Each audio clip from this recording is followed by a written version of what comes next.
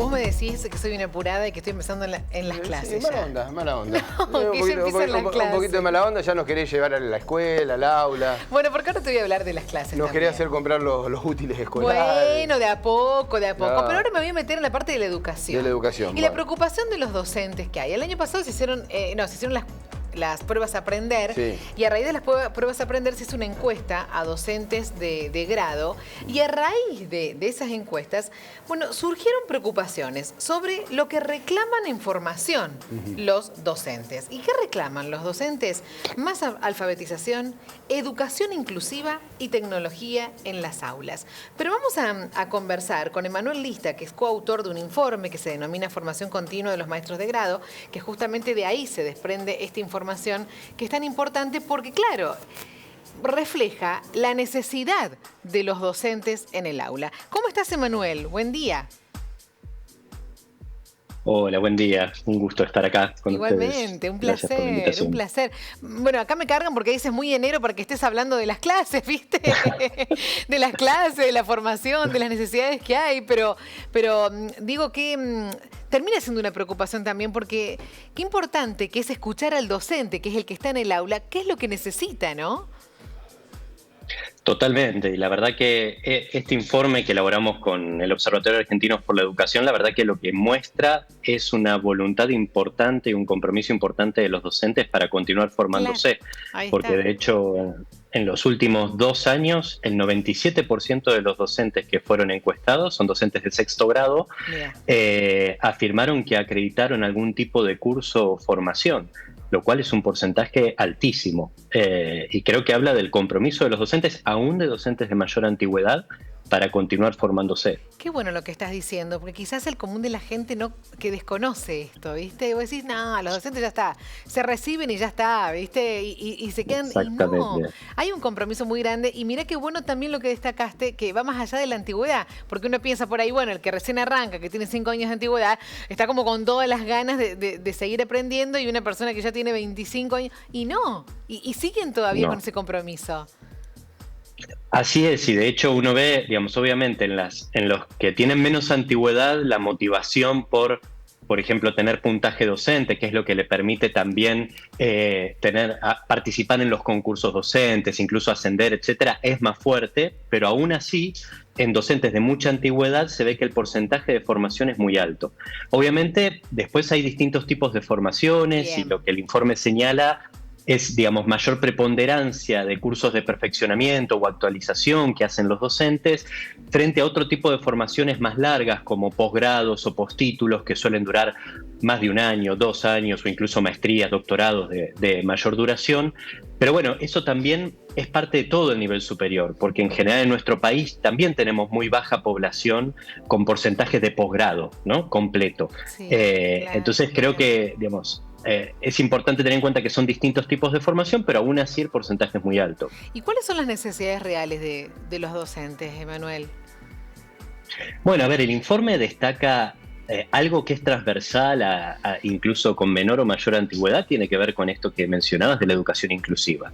Creo que esto responde a los procesos de inclusión que se están dando en las escuelas, a la identificación de distintos trastornos del aprendizaje, cuestiones que quizás los docentes no vieron en su formación inicial, claro, y que por lo tanto hoy necesitan actualizarse, especializarse, porque tienen esa realidad en las aulas, que quizás antes estos chicos estaban en escuelas especiales, entonces se está haciendo un esfuerzo muy grande para incluirlos en las escuelas comunes, pero los docentes necesitan estos conocimientos y herramientas.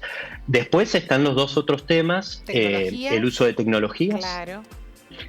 El uso de tecnologías es súper importante y es llamativo porque hace muchas décadas que en nuestro país se viene capacitando a los docentes en el uso de tecnologías. Obviamente el campo tecnológico es algo que todo el tiempo se renueva, ¿no? Entonces quizás ahora, por ejemplo, con el ChatGPT o con los celulares en el aula, digo, son nuevas problemáticas que ahora necesitan un abordaje, y la tecnología va a ser un campo en el que continuamente necesitemos actualizarnos. Pero bueno, aún así, hace mucho tiempo se viene capacitando y es una demanda importante de los docentes. Y en los docentes más jóvenes, como mencionaba, sobre todo la cuestión de la alfabetización y de la enseñanza de la lectura y de la escritura.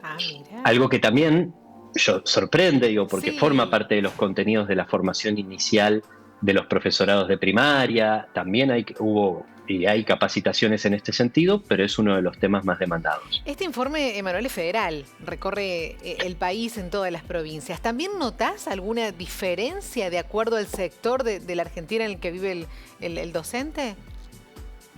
A ver, las diferencias son más entre provincias, no tanto entre regiones, y entre provincias se ven algunas diferencias, obviamente, sosteniendo esto que te mencionaba, ¿no? Los temas más demandados en general se ven en todas las provincias, Bien. pero hay algunas diferencias. Por ejemplo, en el caso de Córdoba, uno ve, digamos, porcentajes menores del promedio nacional en general, salvo en el caso de tecnología, que están más cercanos al promedio nacional. Y en el caso de, por ejemplo, de alfabetización o prácticas de lectura y escritura, también es menor que en otras provincias, por ejemplo. Pero después uno encuentra casos entre provincias muy disímiles, y creo que eso responde también a qué ofertas hay en esa jurisdicción, qué propuestas hacen los ministerios en relación a los temas de capacitación, porque muchas veces esas ofertas son las que los docentes tienen accesibles, especialmente los docentes del interior de las provincias.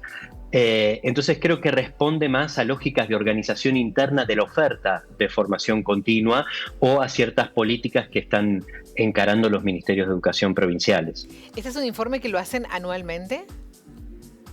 En realidad no, es la primera vez No, que se hace es la porque primera el vez. cuestionario de aprender incorporó, bien, digamos, claro. esta voz de los docentes, entonces contamos con esa información para poder sistematizarlo. Bueno, y es importante el momento en el año en el que estamos, que estás a tiempo todavía de empezar a formar, ¿no?, a los docentes al comienzo, o que haya un arranque teniendo en cuenta las necesidades de las personas que enseñan. Bueno, febrero es un mes clave porque Sí. los docentes tienen un tiempo donde se reintegran a las escuelas, pero todavía no están a cargo de alumnos. Claro. Entonces ese es el momento para planificar y trabajar las mejoras en la enseñanza. Así que la verdad que es ideal en ese espacio aprovecharlo. Y otra cuestión que también es importante y que creo que de alguna forma se infiere a través del informe es la necesidad también de ofrecer formaciones o asesoramiento más centrado en la práctica del docente, en el aula, en lo que el docente necesita, en lo que las problemáticas que tiene, porque a veces estos cursos o posgrados tienen ese límite, ¿no? Digo, de quizás ofrecer un conjunto de conocimientos y de herramientas, pero el ida y vuelta con el aula del docente y con las situaciones que le pasan son más difíciles de garantizar. Entonces, ese acompañamiento bien situado en la escuela y en el aula, creo que lo que los docentes más están necesitando y lo que la bibliografía dice que es más efectivo en términos de formación. Bueno, Emanuel, como siempre, muy agradecida con todo lo que hacen y gracias por la explicación.